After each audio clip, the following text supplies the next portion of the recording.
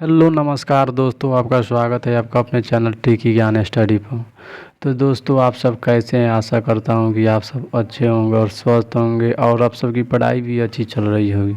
तो दोस्तों, मैं आज आप लोगों के लिए फिर से साइंस का इम्पोर्टेंट सवालों को लेकर आए हुए हैं, जो कई वर्ष से लगातार परीक्षाओं में पूछा जा रहा है और आगे भी पूछे जाने की संभावना 100% है। तो चलिए दोस्तों, हम सब अपना कीमती समय बर्बाद किए बिना अपना वीडियो को शुरू करते हैं। तो आपका पहला सवाल है, मानव शरीर में पूंछ कौन सी संरचना में संलग्न होता है? ए पित्ताशय में, बी आमाशय में, सी बृहदान्त्र में, डी क्षुद्रांत्र में। आपका सही जवाब हो जाएगा ऑप्शन नंबर सी, बृहदान्त्र में।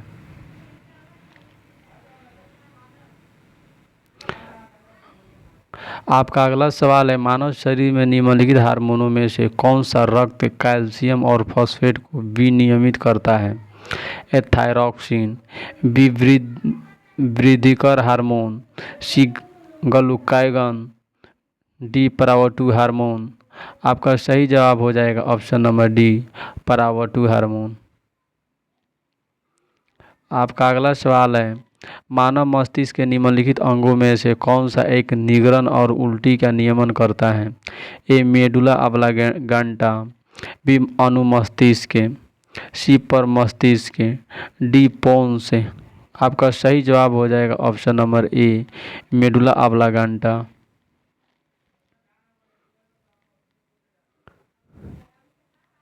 आपका अगला सवाल है, मानव तंत्र में निम्नलिखित में से कौन सा एक पाचक एंजाइम नहीं है? ए टाइलिन, बी पेप्सिन, सी ट्रिप्सिन, डी गैस्ट्रिक। आपका सही जवाब हो जाएगा ऑप्शन नंबर डी, गैस्ट्रिक। आपका अगला सवाल है, निम्न में से कौन सा शारीरिक अंग श्वसन क्रिया में भाग नहीं लेता है? ए बोमन संपुट, बी डायफ्राम, सी श्वासनी, डी श्वास नली। आपका सही जवाब हो जाएगा ऑप्शन नंबर ए, बोमन संपुट। आपका अगला सवाल है, श्वसन का नियंत्रण मस्तिष्क के किस भाग में किया जाता है? आपका ऑप्शन है ए, मेडुला ऑब्लांगेटा, बी अनुमस्तिष्क में, सी घ्राण पाली में, डी अध से चेतक में। आपका सही जवाब हो जाएगा option number A, medulla oblongata में। आपका अगला सवाल है, मानव शरीर में मस्तिष्क का कौन सा भाग संवेगात्मक क्रियाओं को नियंत्रित करता है? आपका ऑप्शन है ए, हाइपोथैलेमस, बी परमस्तिष्क, सी तानिका, डी थैलेमस। आपका सही जवाब हो जाएगा ऑप्शन नंबर ए, हाइपोथैलेमस।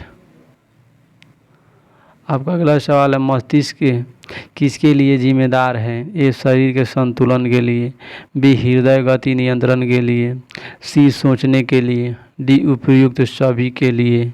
आपका सही जवाब हो जाएगा ऑप्शन नंबर डी, उपयुक्त सभी के लिए जिम्मेदार है। आपका अगला सवाल है, निम्नलिखित में से कौन सा एंटी डाययूरेटिक हार्मोन है? आपका ऑप्शन है ए, ऑक्सीटोसिन, बी वैसोप्रेसिन, सी कार्टिसोन, डी ACTH। आपका सही जवाब हो जाएगा ऑप्शन नंबर बी, वैसोप्रेसिन। आपका अगला सवाल है, दो गैमीट के विलय से एक कोशीय संरचना का निर्माण होता है, उसे क्या कहते हैं? ए, गैस्ट्रला, बी फिट्स, सी जाइगोट, डी ब्लास्टुला। आपका सही जवाब हो जाएगा ऑप्शन नंबर सी, जाइगोट कहते हैं। आपका अगला सवाल है, निम्नलिखित में से कौन सा हार्मोन बच्चे के जन्म के बाद दूध बनने की प्रक्रिया को उत्तेजित करता है? ए, प्रोजेस्टेरिन, बी प्रोलैक्टिन, सी एंड्रोजन, डी एस्ट्रोजन। आपका सही जवाब हो जाएगा ऑप्शन नंबर बी, प्रोलैक्टिन। आपका अगला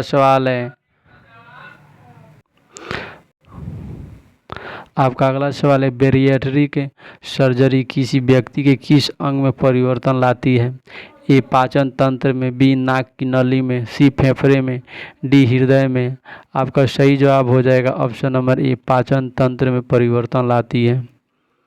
आपका अगला सवाल है, स्तनपान के दौरान किस हार्मोन के कारण स्तन से दूध निकलता है?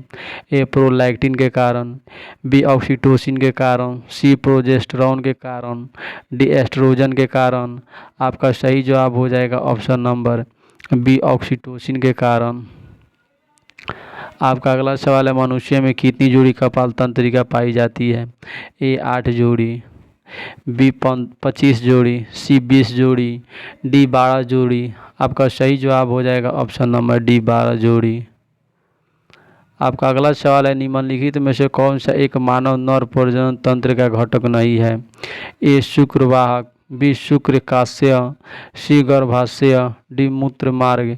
आपका सही जवाब हो जाएगा ऑप्शन नंबर सी गर्भाशय। आपका अगला सवाल है, मानव शरीर में थायराइड ग्रंथि के पीछे कितनी पैराथायराइड ग्रंथियां होती है? ए 3, बी 4, सी 5, डी 6। आपका सही जवाब हो जाएगा ऑप्शन नंबर बी 4 हो।